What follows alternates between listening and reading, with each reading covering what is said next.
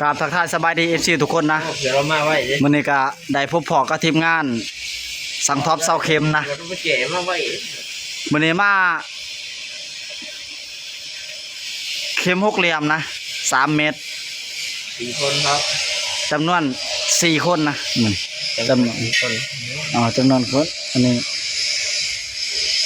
สั่งโน อันนั้น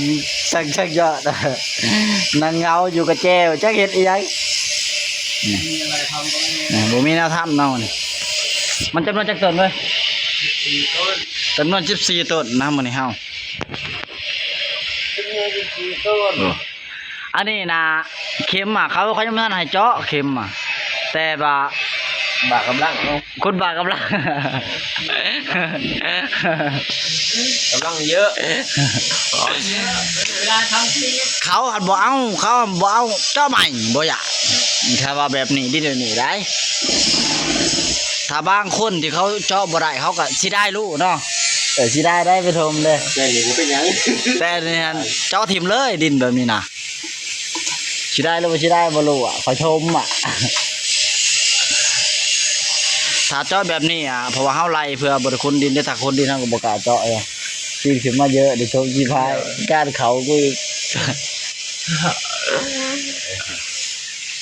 เอาเจาะตีแข้งตีเสาะเลยยังได้3 หมาไฟมินเน็ตเลยวิดีโอดิเอากระจอยมันแล้วยังว่ารู้นี่นะน่ะถ่ายคลิปวิดีโอนี่มันจะดังบนนี่นะโธ่ปัดโธ่เอ้ย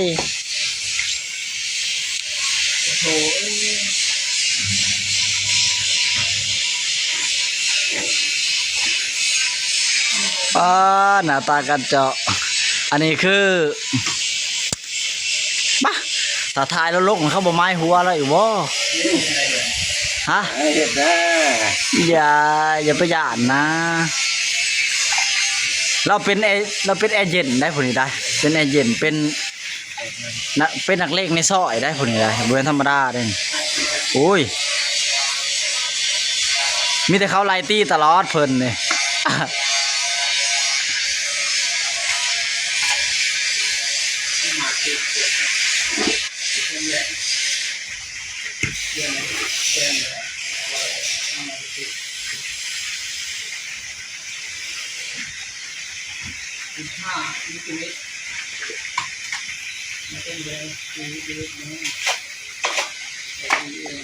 เดี๋ยวนะติดจะคอย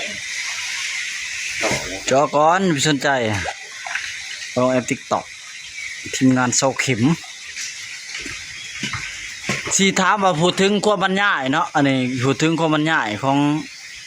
การลงเสาเข็มนี่อีหลีได้โอลึงกันเขาถามว่าเอ้าลงเสาเข็มนี่มันสิบ่สุดบ่เขาถาม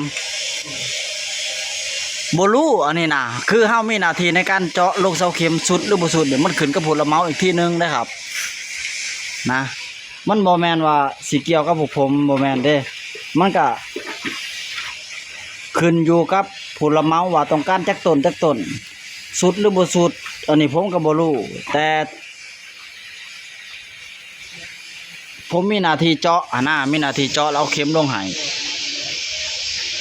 แล้วก็เลือกผู้รับเหมาก็มีผู้รับเหมารับเทพื้นอีกทีนึงว่าสิลงจักเมตรนะเขารับก็ลูกค้าจังใดเฮาก็บ่รู้อันนี้เฮามีหน้าที่ในการเจาะลงเสาเข็มเฮามีหน้าที่แบบเจาะลงเสาเข็มแล้วก็เซานะเฮาก็บ่ฮู้ว่ามันสุดหรือมันบ่สุดก็ว่าเสาเข็มต้นนึงรับจักตันอันนี้ผมก็บ่รู้คือกันครับเพราะว่า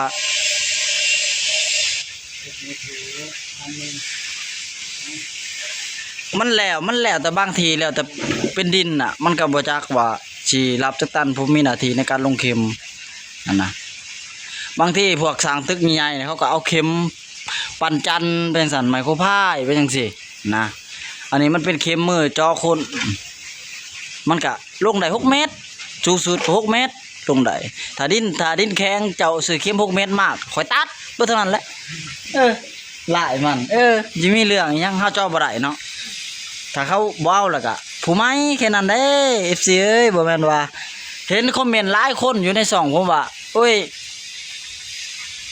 ลงเข็มซำนี้อย่ามันสุดนะเดี๋ยวอีกบ่นานมันก็สุดผมเข้าใจครับว่ามันก็สุดผมก็บ่รู้ผมมีหน้าที่ในการลง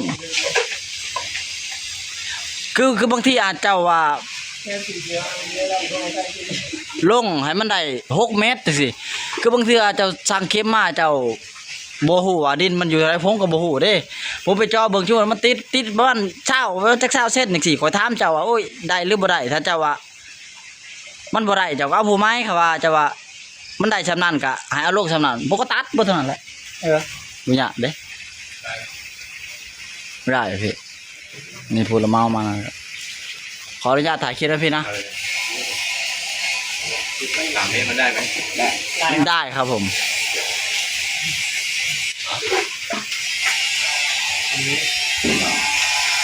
น่ะให้บอก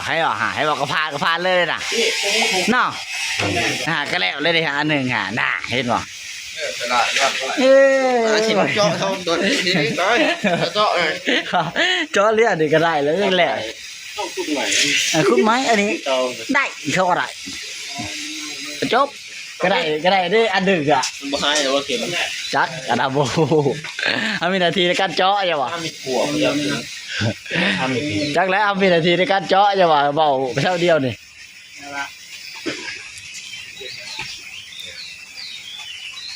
มาเจาะไว้เถิดจะได้ปิดคลิปนี่ไหม โอ้ได้เลย น่ะไปได้เนาะไปได้เห็ดล่ะ เอาลูก ทำไปเนาะอันนี้ทีมงานทำกำลัง ได้พี่ลูก วัดตำแหน่งนะ กะเอานะบอกเราเลยสิบอก วิศวกะอีก ย้อมสำหรับแม่นไม่กะเอา ไล่เอาหาพอเทลละหาต้นถ้าเราอย่างเงี้ย วิศวกะอีกโอเค FC ทุกคนนะฝากกดไลค์กดแชร์นะฝากกดติดตามให้กับส่องทีมงานสั่งท็อปเสาเข็มนะจะได้กับฝากกดติดตามนั่นด้วยพี่น้องเด้อเพื่อเป็นกำลังใจทำคลิปใหม่ๆนะเพื่อทีมงานกดเสาเข็มจะได้สร้างผลงานใหม่อีกที่หนึ่งนะครับพี่น้องขอบคุณครับผม